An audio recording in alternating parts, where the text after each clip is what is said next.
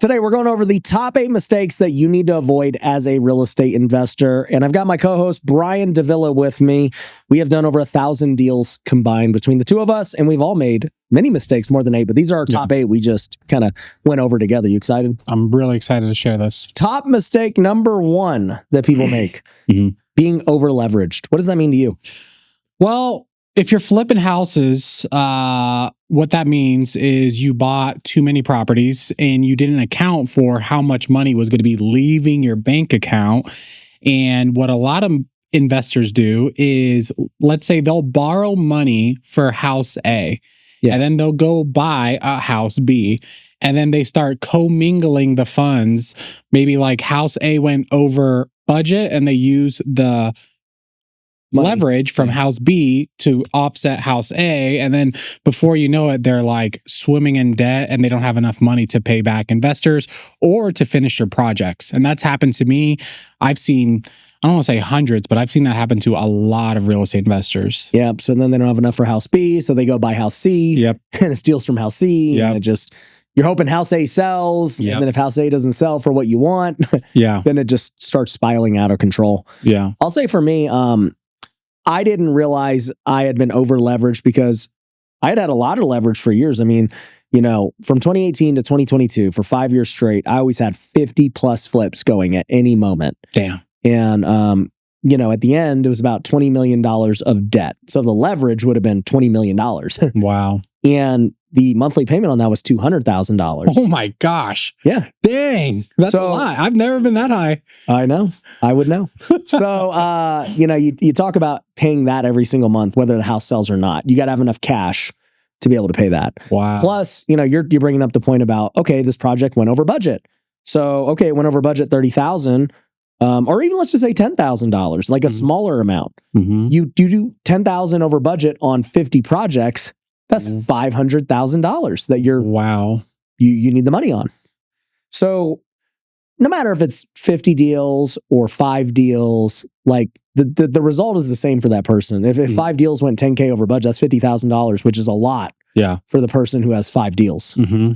So yeah, I think a lot of people get over leveraged for 2 reasons. One is they just get so gun-ho on scale and buy more deals, so they just keep adding. Yeah. And then 2, they don't properly account for how much money each deal is going to take. Yeah. So I think I think this was 2020. I had a goal. Actually, it was 2019, I think. 2019 or 2020. I had a goal to flip 50 houses that year, right? So I was like, I want to flip 50 houses this year.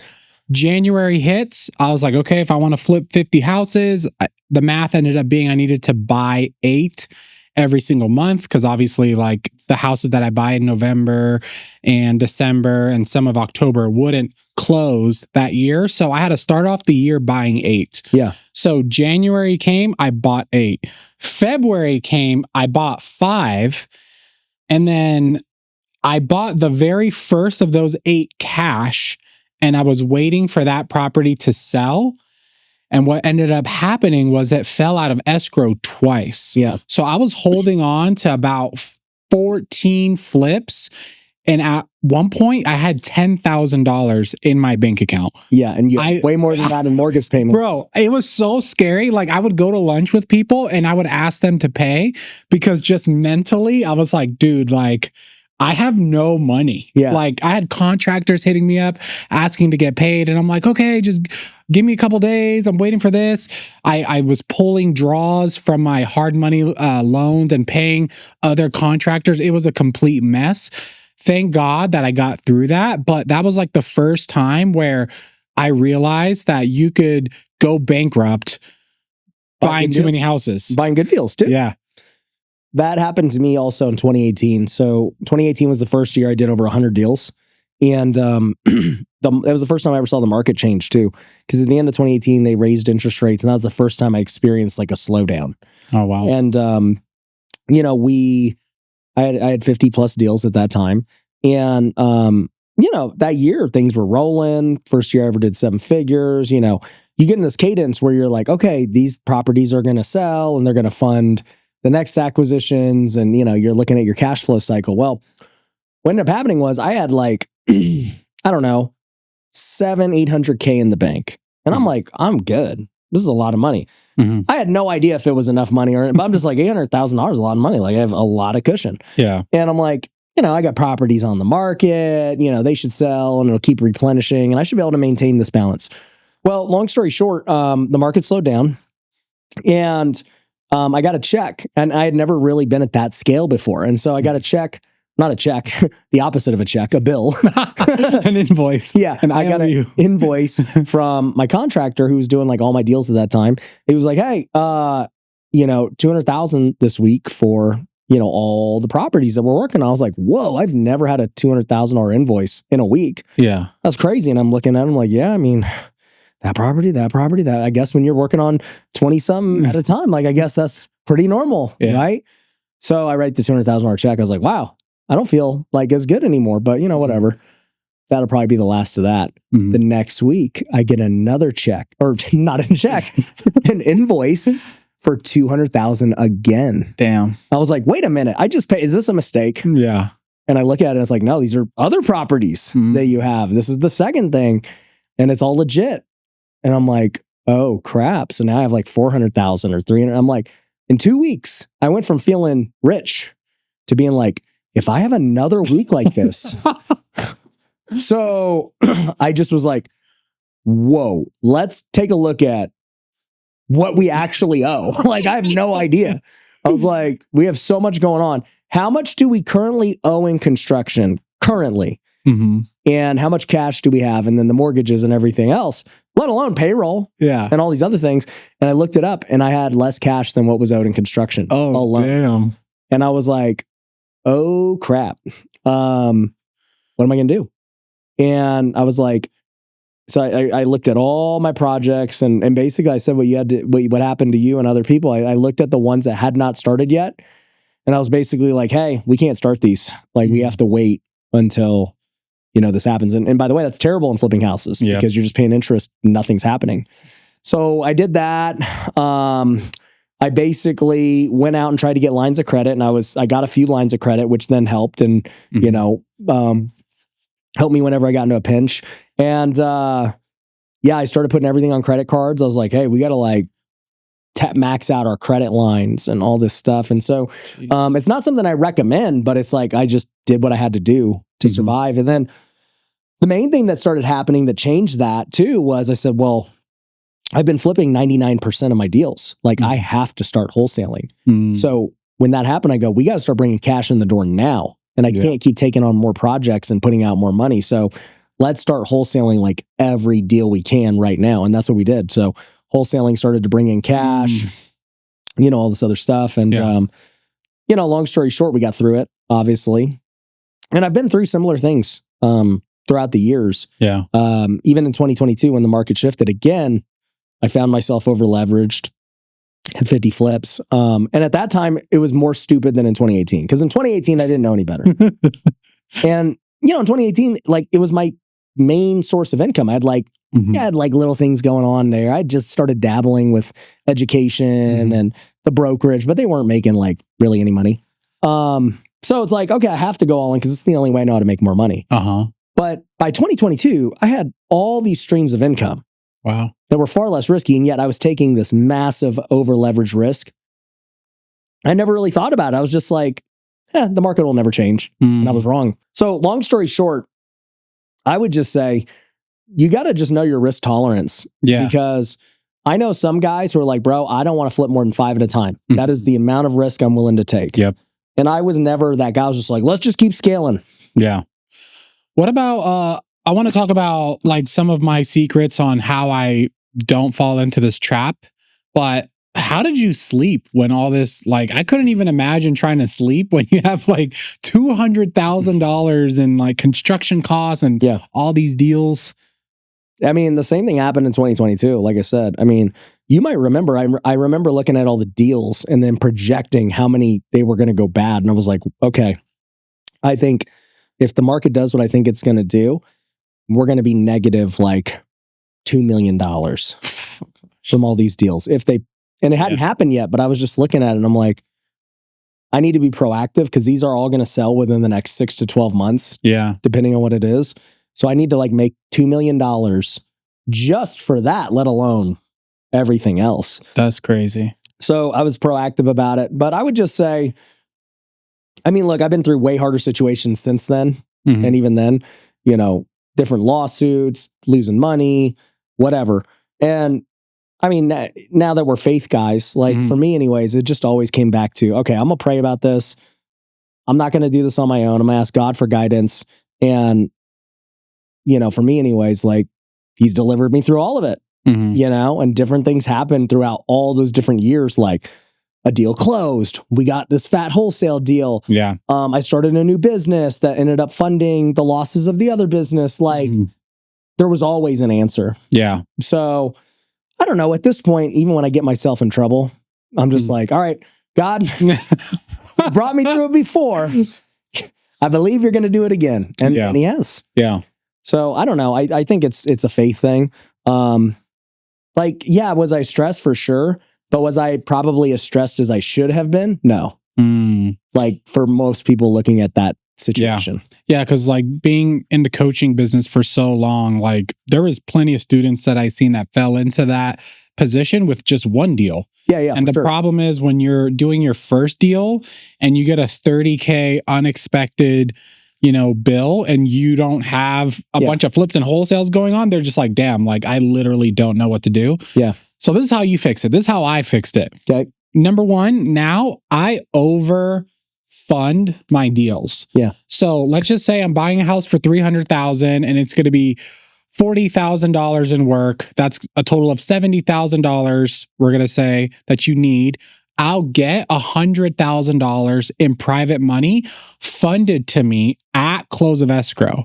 So that means a private money lender will send me $100,000.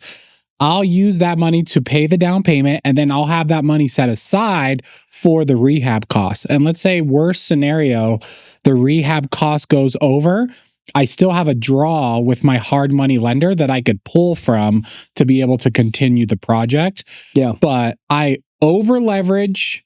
Just said being over leveraged is the bad thing. Well, I overfund, not over leverage. I overfund the expenses. Yeah. And I get them up front. Instead of before, what I used to do is like, oh, like they'll give me half now and half later or whatever the case. Now I just get everything up front and I just make sure that I don't use that money with any other project. And I've never lost a penny from any private money investor ever. I've never lost money with a partner on a flip. So like I've always just made sure to get the money, set it aside and use that for that project.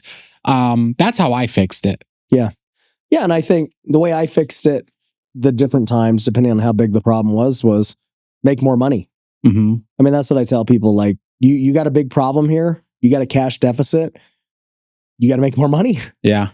And you got to just do more of what was successful for you or figure out a new way to make money. Yeah. And so I think in like 2018, the new way to make money for me was I started wholesaling. I wasn't wholesaling before, and that was a new way. Yeah. You know, I think in 22, I already had other businesses. So it wasn't like I had to like make more money, but it was like, hey, now the money those businesses were going to make, you're basically just going to wash out. Yeah. You know, essentially. Yeah. Another thing that I do, I've always said this since I started, I envision like a wave, right? Like if you think of like flat and it goes really high and then down. So what I try to do is, let's just say I buy a property. If I'm brand new, I buy a property. Instead of buying 3 or 4 or 5 more properties and your expenses climbing super high and you have nothing closing, I'll buy one, I'll rehab it, get it listed, see the activity on it. If it's like getting offers, then I'll start looking for the next property to buy. And then I'll buy that property while this one is closing. And then I'll do the same thing. And then I'll slowly build up. But what some people do is like, they'll go buy 5 deals at the same time. They have no cash flow coming in. And they have this big wave of income that they're waiting for it to crash. Yeah. So I usually just try to space out my buys if I'm flipping. Yeah. But this is also why we both have transitioned more to wholesaling, because you don't get over leveraged wholesaling. We don't take on debt. We're not paying all these rehabs. You don't have to manage money as much. Yep. Like it's just a much safer and simpler thing. It can be, but I think we're going to talk about later how it We'll talk about other things too. Yeah. Yeah. So let's talk about number 2. So overleverage is number 1. Number 2 is construction mismanagement. So, I mean, we just talked about how, my story of like, I owe my contractor $200,000 and $200,000, but like, I think there's lots of other issues that happen with construction mismanagement. One is, you brought it already up, is, hey, most people aren't just getting enough money for what construction cost. Yep. If you only say it's a $40,000 rehab and it's really 60, well, you already have a massive problem. Yep. You have a cash problem. Mm-hmm. But let's talk about just the construction aspect of it. Yeah. All the way from mistakes people make with how they renovate the house, the guy they hire, how they pay the guy. Yep. Hey, if you're looking to get started in real estate investing, then you need to use our Cashflow 2.0 system. We give you all the motivated seller leads. We give you software, one-on-one coaching, and everything you need to start your real estate investing business. And we've seen so much success from our students with this system that we are willing to guarantee it. So if you want to learn how it all works and how you can get your first real estate deal today, go on over to wealthyinvestor.com and apply. Someone from our team will get with you, and you could have your first deal within a week once you get on this system. So head on over to wealthyinvestor.com and we'll see you there. So we have a friend, Landon Boakley. He had a contractor take, I think, $250,000 from him. Yeah. Paid him $250,000. The contractor just took off because he was doing luxury flips. Yeah. So I'll start this off with a story, a stupid story. Okay. So during that year where I wanted to flip 50 houses, I was like, what's a good idea? Why don't I start flipping houses in Georgia? Even though I live in California, I was like, I feel like this is a good idea because houses are cheaper. It's easier to get deals. I feel like you've made this mistake again. Go on. Yeah. So I was like, you know what? This is a good idea. All right. So I find a wholesaler and he was like, dude, I got this house and I have a contractor. I was like, perfect. Like, this is going to be easy. I got the deal and the construction. $100,000 house. It's going to sell for $200,000. It's going to be so easy. Yeah. What's the worst that could happen? Yeah. So I buy the property. The contractor hits me up. He's like, yeah, we're ready to go, blah, blah, blah, blah, blah. The bid is going to be $30,000. I was like, $30,000 for a full rehab? That's cheap. I was like, I don't understand how it could be so cheap. So that's the first red flag people should catch. It's like, if you get bidded ultra cheap, usually there's a problem. Right. Like, cause over here, that would have been 55,000. So first he's at 30. I'm like, that's hella cheap. But maybe it's just Georgia. Yeah. I was like, maybe it's Georgia, it's a cheap area. And then he goes, all right, dude, it's 30,000. I need 15,000 to start. And I was like, dude, I can't give you 15,000. Like, that's way too much. Like, I'm usually paying like $5,000 draws to start and to keep the project going. He was like, no, we need half. That's how we do it. Blah, blah, blah, blah, blah. And I was like, okay, I didn't know what I was doing. So I was like, okay, here, I gave him $15,000. And then 1 week later, he was like, hey, I need another $8,000. And I was like, well, like, I need to see, like, what did you do? Like, what has been done? He's like, well, he blew up on me, like, in the first week. I bought all this material and you're hounding me. If you don't pay, we're just going to walk off the job site. I was like, whoa, dude. Like, okay. So paid him another $8,000. A week later, he's like, hey, bro, so the house needs to be repiped. So here's a change order. He gave me a change order for like 20 grand. And I was like, bro, like, why do we have to repipe this house? He was like, well, this house was built in the 70s. So these pipes are old. So it's going to sell for a lot more if you just repipe the house. I was like, bro. And right there, I was like, okay, I'm cooked. Like, I'm so cooked. Yeah, this guy's so I was like, bro, no, I'm not doing that. Like, just finish what you're going to do. And that's it. And he was like, oh, well, I took the change order to the wholesalers and they signed it. And I was like, bro, no, absolutely not. I was like, no, like, we're done. Like, just leave. And he was like, dude, if you kick me off this job site, I'm going to trash this house. I'm going to take all the crap that I bought because you still owe me money, blah, blah, blah, blah, blah. Long story short, this guy ends up living in the house, smoking cigarettes. He has a dog living in the house. It was crazy. It took 6 months. I ended up paying. You evicted your contractor? I literally called the police. I had a realtor go over, put in cameras, saw him going in there at night. He was taking a poop in the backyard. It was crazy. And I ended up paying $65,000. It took 6 months to get him out. It was literally the worst thing ever. So So to wrap that up, just no expectations at all. I gave no clear expectations on when it's going to be finished, change orders, when is he going to be working, what materials were bought. I have no idea. Like, what did the he hell do anything? He didn't finish the job. I had to. No, but he actually did do some stuff though, bro. Like, he probably honestly did like $3,000 worth of work. And you paid him like what? 65. You paid him 65. I paid him 65. So how much did you lose? It ended up selling for like 230 something. So I ended up losing like 30. Yeah, it's not bad. Yeah, it's not bad. It's not bad. But this was while COVID was happening. No, I know. So it was just a complete disaster. But main takeaways, one, I also never got his license. He told me he was a licensed contractor. And then later on, I was like, hey, I need your license number. I looked up the license number that he referenced before, and it was somebody else's. So it turns to find out he was never a licensed contractor. I never had a clear contract with him. He went way over timeline. So now what I do with contractors is I get a hard date. Like, hey, what date are you going to be finished? I let them tell me. I don't say, hey, I need you to... When can you finish? February 15th? Okay. February 5th, I'm like, hey, are you still finishing on the 15th? If I start to get, I don't know, I'm like, hey, then we need to just pull you off the job, because if you can't finish by the date that you said, then we can't continue this, because I'm not going to be strung along. Yeah. So, yeah, that's a stupid story. But I've done stupider. So, anyways, yeah, I would just say some principles to take from that. You know, for me, I've done over 500 construction jobs that we've paid contractors on and all that stuff. So I've seen everything you could imagine. I agree with your points that if it's too cheap, it's always a red flag.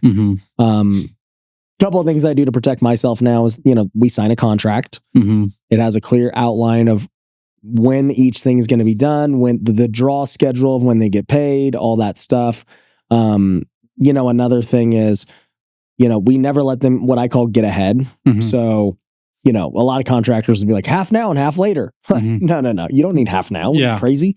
So a lot of times we'll make them work like before even giving them money, because it's like demo and everything else. We're like, hey, once you do demo and everything else, we'll pay you. And then, you know, you'll get your material and, you know, we'll just keep spacing it out. Yeah.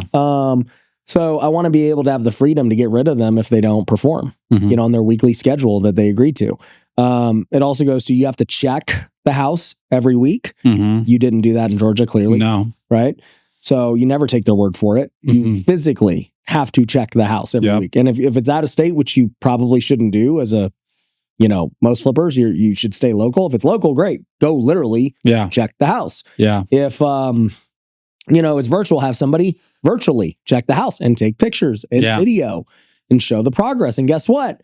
If no progress is done, you don't get a check that week. I don't care what the contract says. You got to hit these benchmarks to get this check. This must be done. That must be done. You don't get another check if you didn't finish.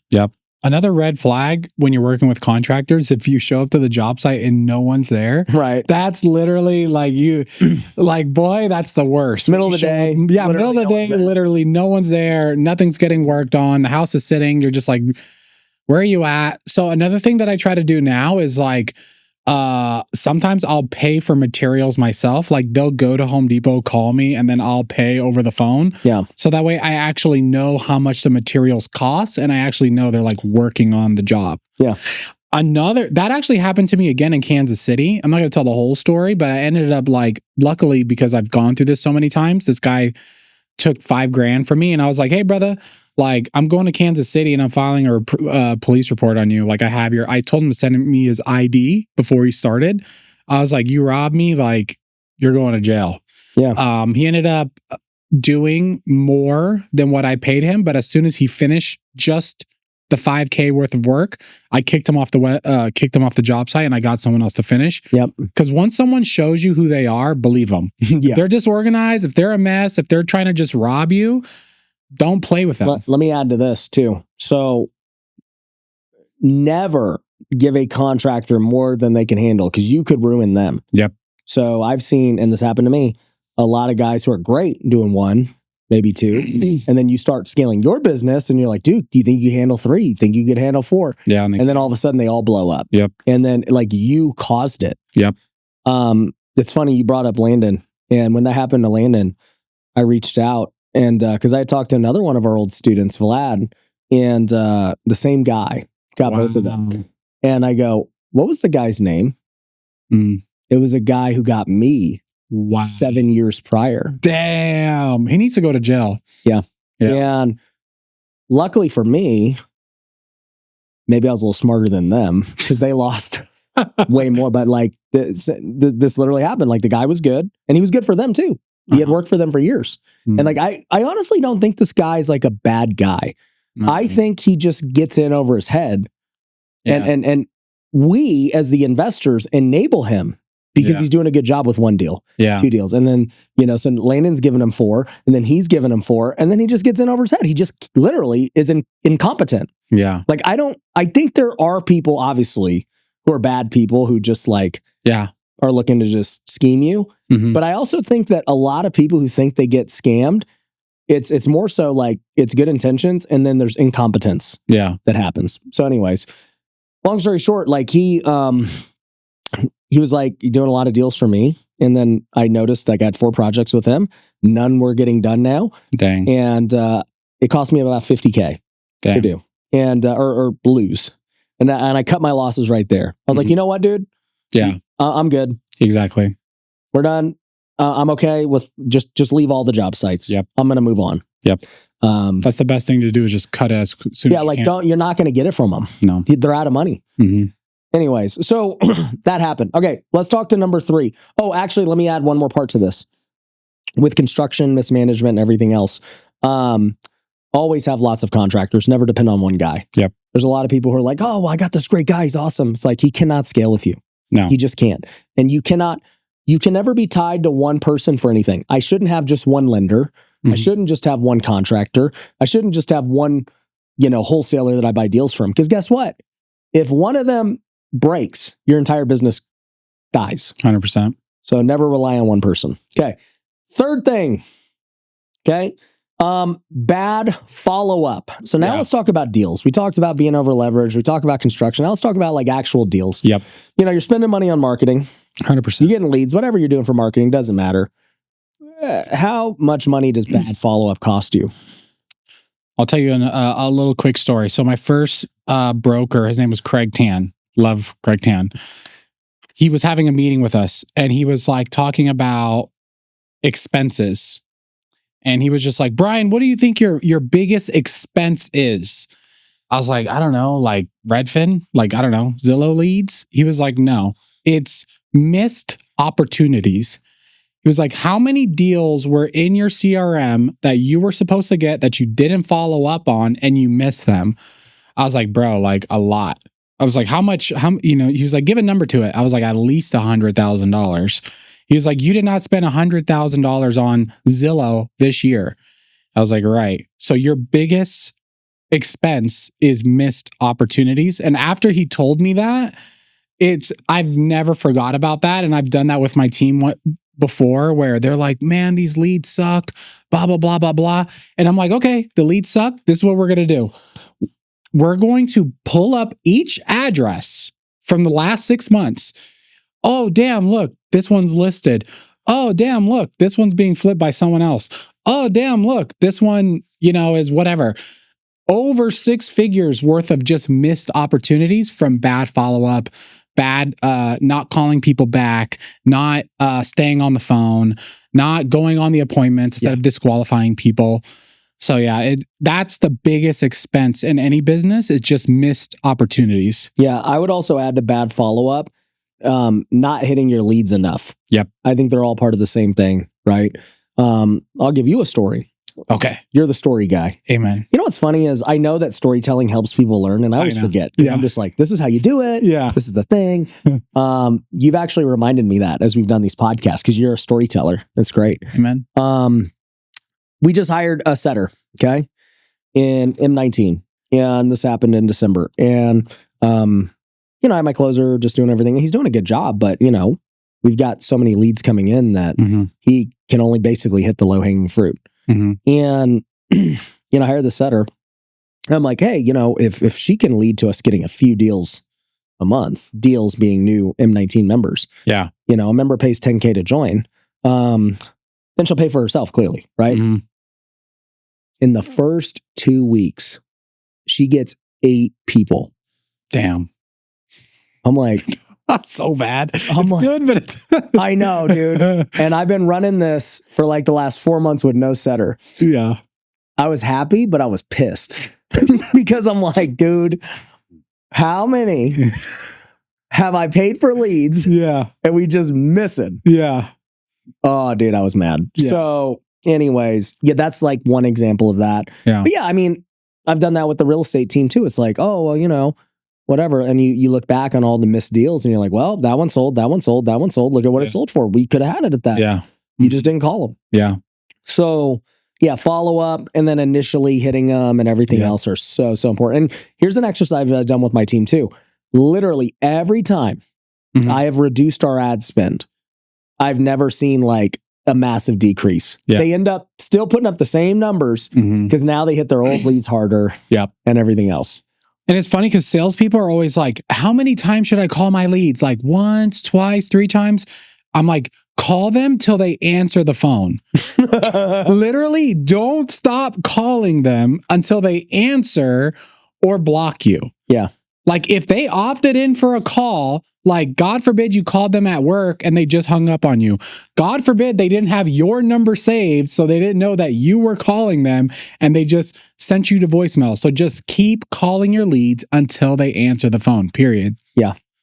So this actually leads me into mistake number 4 that I see. It's kind of tied into all these mistakes are tied in a way because they're just different points of a real estate deal that cost you money. Yep. So really it's like the very first thing is like, you know, how you're going to go market and all the way to when you sell the house, right? Yep. There's lots of mistakes that happen that can be a leak in your business. So mistake number 4 I see is bloated overhead.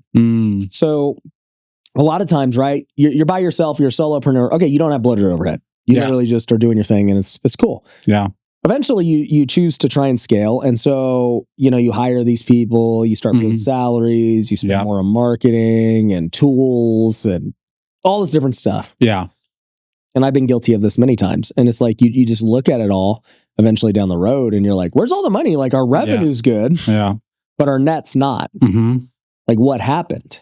And you just realize you have like all this bloated overhead, whether it be inefficient marketing, whether it be hiring people that shouldn't be there, whether it be paying too much in salaries or whatever. Yeah. I did that for years. So like now, this sounds so stupid, but like from like 2019 to 2023, I never checked my bank account. Never. Like I would look at like the total amount, but that was it.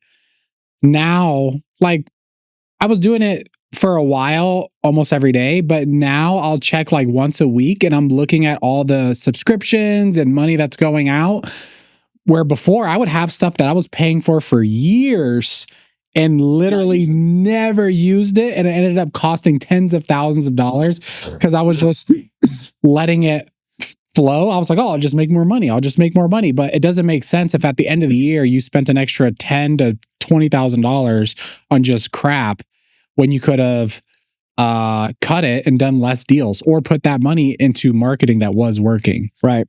Yeah. We, I mean, every quarter at a minimum, we look at all the subscriptions, all the stuff. And I'm like, hey, cut what we don't use. Do we use it? Do we not? Yeah. Like, let's catch these every quarter. And then, you know, on the employee standpoint, now it's like, hey, the reality is, can AI do this?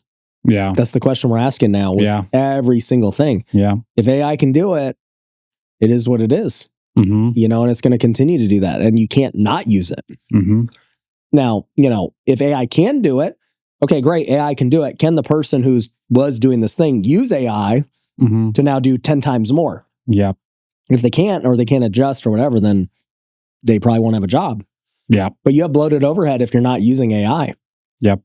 You have bloated overhead if you're paying for subscriptions and things that you shouldn't be. Yeah, I think a healthy real estate company should be making anywhere between 50% margin to like the lowest, in my opinion, like 30%. What I've seen from every big investor, the big ones are usually around 30. If it starts to get below that, that's like dangerously low, where you could end up just like, if a couple things go wrong, you're like broken even. Right. If you make $1 million in revenue and you're only bringing home 300K, in my opinion, that's too low. If you're only bringing in 7 figures, like $1 million, you should be netting half or more. If you're doing $2 million at 30%, that's what, like 600,000? Yeah. That's still pretty low. Like, I feel like if you might as well do $1 million and try to maximize profits rather scaling up. So here's what I'll say. It depends if you're an owner operator. Yeah.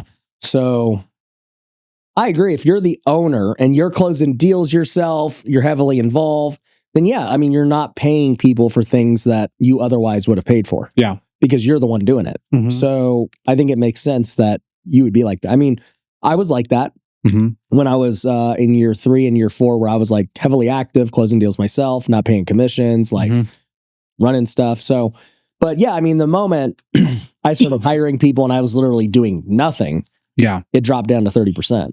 Yeah. So I think it depends like how active you are. It depends on how active you are, but like 30% should be the lowest. Like, I've talked to people that made over $2 million and they were taking home 15%. And I was like, bro, like, and I actually helped them. I'm like, okay, who are you paying? You're paying your realtor like hundreds of thousands of dollars. Like, no, that needs to go. That needs to stop. Okay, you have a sub project manager. They need to go. They're getting 6 figures. They need to go. And they got it up. So yeah, you just have to be careful with expenses. Yeah. Yeah. One thing that, I mean, if you're a wholesaler or even a flipper, if you really think about it, your marketing plus commissions should really be no more than 40% of your, like, because that's the main expense of the entire business. 40% really should be the max, and your target should be about 30. Yep. And so let's just say you hit target. You're all in commission plus marketing expenses, 30% of the revenue. Yeah. Well, at that point, you're still going to have some overhead and random things, and that's how you get to a 50% net or a 40% net. Yeah. But the moment your marketing is 30% and your commissions and everything are also 20, 30%, well, now that takes up 50 to 60% of the revenue. Yeah. And that 50% I'm talking about is a scaled business. That's not like if you're a solo. If you're solo, you should be at 100, 80 or 100%. Yeah. Yeah. So yeah, bloated overhead, just got to be careful of it as you scale. Number 5 is cash reserves. So we kind of talked about it with over leverage, like not having enough cash for your projects and everything. But I look at this problem a little bit differently. So I have a fund. Dave Ramsey might call it an emergency fund or reserve. I don't know what he calls it, but I call it the sleep good at night fund. All right. If I have this much cash in my bank, I'm going to sleep good at night. Now, here's the thing about this cash amount. It's obviously going to change based on your bills and your expenses and your business growth. Like, you know, when I was first getting started, if I had $10,000, I'm like, bro, balling out. Yeah. Okay. We're going to Sizzler, baby. Yeah. Then I remember, you know, as it scaled, I was like, dude, I got 100,000. Like, this is legit. And then, you know, back to that 2018 story, I felt good when I had like 600, 700K, and then it was gone. I was like, I do not feel good. Okay. Even with, you know, a couple 100,000 in the bank, that other people might think that's good. I was like, you know, not good. Yeah. And then, you know, that amount has gone up over time with now running lots of businesses. So you need to figure out what that number is. And here's the key, especially with real estate investors. Other business owners don't really run into this problem because we're not, like, other businesses aren't super capital intensive like real estate. You know, for us to make money, think about it. We usually make 10% on a deal. So it's like, oh, cool, we got this $500,000 house. We're going to make 50K. This is great. Well, that's 10%. Like, 500K needs to come from somewhere. Yeah. You know? And, you know, you're not going to put all the cash in. You're going to get loans and whatever. But still, what a lot of real estate investors do is they try to save money. And like you did on that one story you tell, you bought it all cash because you're like, I got the cash. Exactly. And so people are like, well, why don't you just buy it all cash if you have the cash? Because you need to have this sleep good at night fund. And here's my thing. With that fund, I will not touch it under any circumstance. I don't care how good the deal is. Basically, what it forces me to do is raise for those deals. So let's just say the sleep good at night fund is easy number, $1 million. So if I have above $1 million, okay, cool. I'm okay to use that as operating capital and working capital and, do whatever. But if I'm at $1 million and this guy comes, he's like, hey, Ryan, I got this great deal, it's whatever you need. It's $100,000. Can you do it? I'm going to say no, unless I can go raise the money from elsewhere. I'm not going to touch that money. Yeah. I would say for me, when I first started, I always wanted to have, obviously when I started, I was broke, but after I had some money, I always wanted a year's worth of reserves. Yeah. And people have asked, how much should that amount be? Yeah. I said, in an ideal world, 3 to 6 months is a safe amount. Yeah. A year might be overly, whatever, but whatever it is, right? Yeah. I think 3 months in real estate is low because 3 months could freaking, a house could sit for a year and a half. Right. So I'm with you on that. But whatever the number is, 6 months is a safe number. But you just don't touch it because that's what real estate investors do. They have cash. Yeah. They're they literally always tell me that. They're like, I got money in my bank account. Cash. I need to just use it. Yeah. It's this such a bad mindset to have. Yeah. And then they go buy dumb crap that doesn't end up making money when they would have been better off just leaving that money in the bank account. Yeah. Or they'll be like, oh, should I go put it in Bitcoin or whatever else? And it's yeah, but if Bitcoin drops in half tomorrow, which it can, what are you going to do? You're going to have to hold. Now you're going to be stressed. Yep. And so, you can't pay my contractors with Bitcoin right now. Yeah. So, the reality is I'm such a believer in that, figuring out what that amount is and never touching it and figuring out if you go below it, figuring out how to replenish it as soon as possible. I agree. Because that makes me sleep good at night. Even if the business is struggling, I'm like, okay, I know that we're going to make payroll. Yep.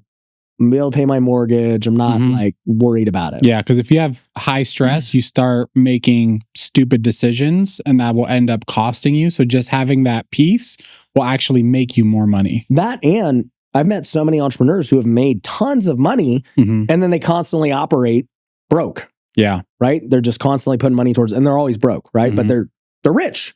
Yeah. They could be rich too, cash wise. Yeah. And they're always broke, especially in real estate, more than any other industry I've ever been a part of. 100%. And I'll be like, bro, why do you keep doing this to yourself? I know. You've made so much money. You have cash. Well, I needed to buy another rental to offset my taxes. Yeah. I needed to do this. And I'm like, dude, so is it worth your stress to pay this? You'd have been better off just keeping the money and paying the tax or whatever, or skipping out on the deal. Yeah. Because you wouldn't have been stressed. Yeah. That's my new advice that I've been giving to a lot of people is dude, just keep your money. Don't force yourself to keep buying investments just because your money's in the bank. Freaking force yourself to hit a savings that you've never hit before.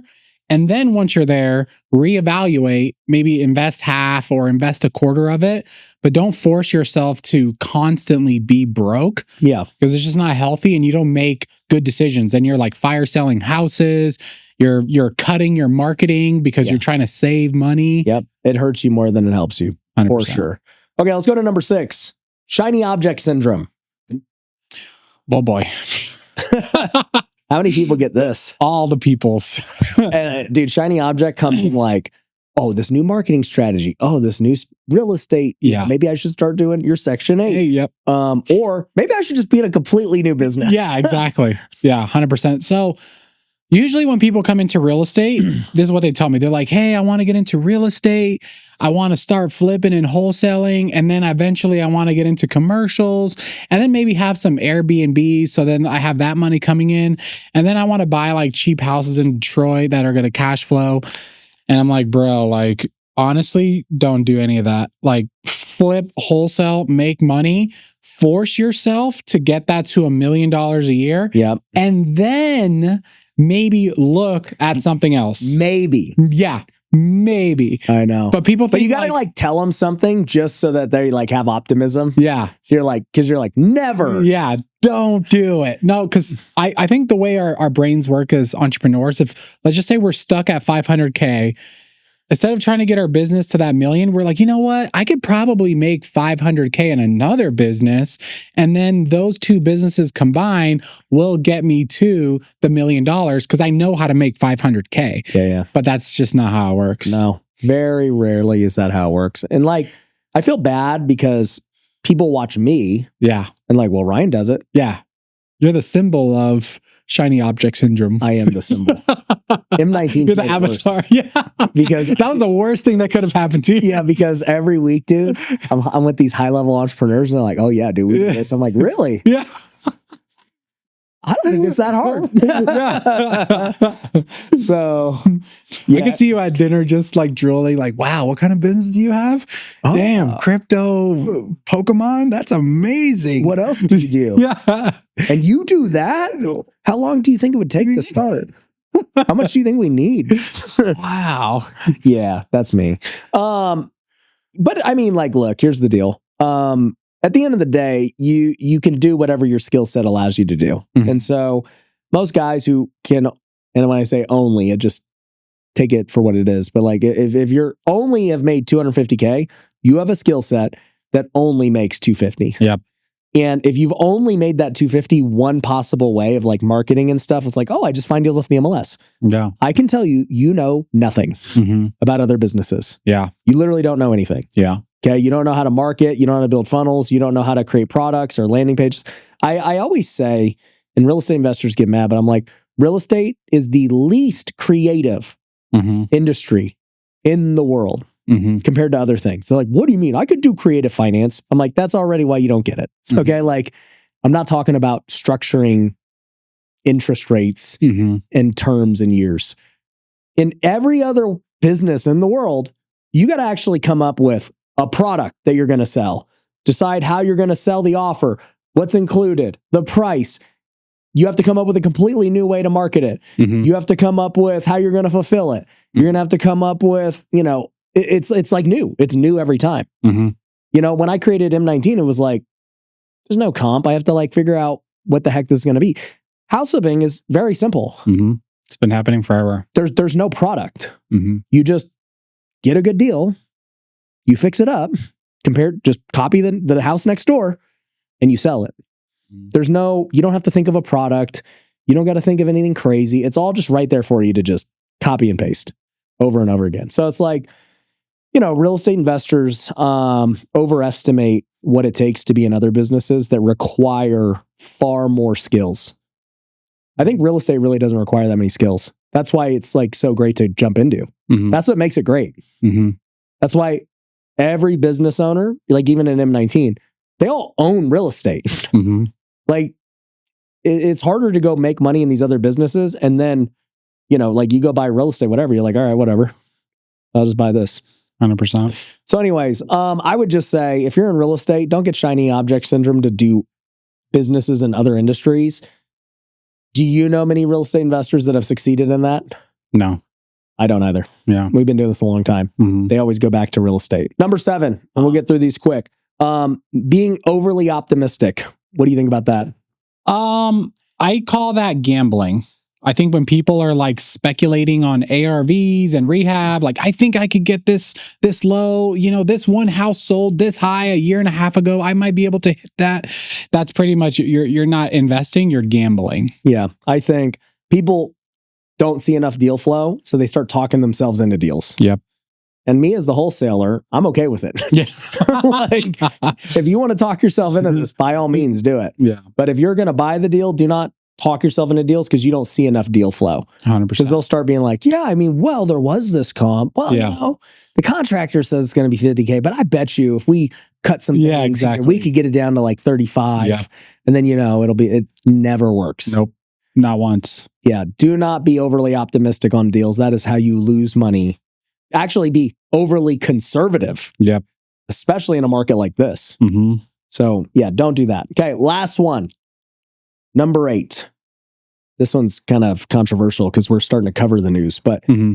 I'm going to say, don't listen to the news and these YouTubers. Yeah. Yeah. I think context always matters. So at least the people listening to this, especially at this point, are smart enough that they're going to listen to people that are actually in the real estate business. But unfortunately, some of the biggest real estate gurus are not in real estate. Yeah. And they're like, oh, the market's bad. This is bad. You can't make money.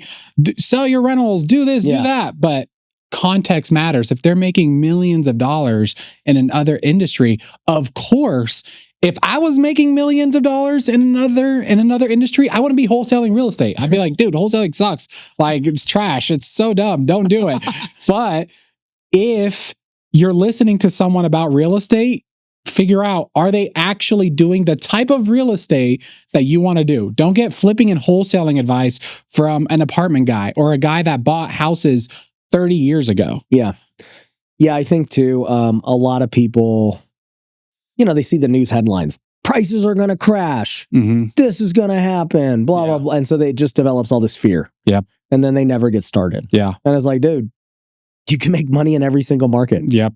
The market was going to crash since I've started real estate. It's going to crash every year. I'm dead serious too. This is not like a joke. From like the day I started till today, I've always heard the market's, I think the market's going to crash next year. I think next year home prices are going to go down. I think, have they gone down at some points? Yeah, but that's real estate. It goes up and down, up and down, up and down, but but here's the thing. If you're the person who watches the news and you're trying to time it, no. You don't know when it's going to crash. You literally have no expertise at all. Yeah. You're the last person who would know it would crash. Yep. And then when it's hot, people complain that it's too hot. Yeah. So it's like you can't time the market.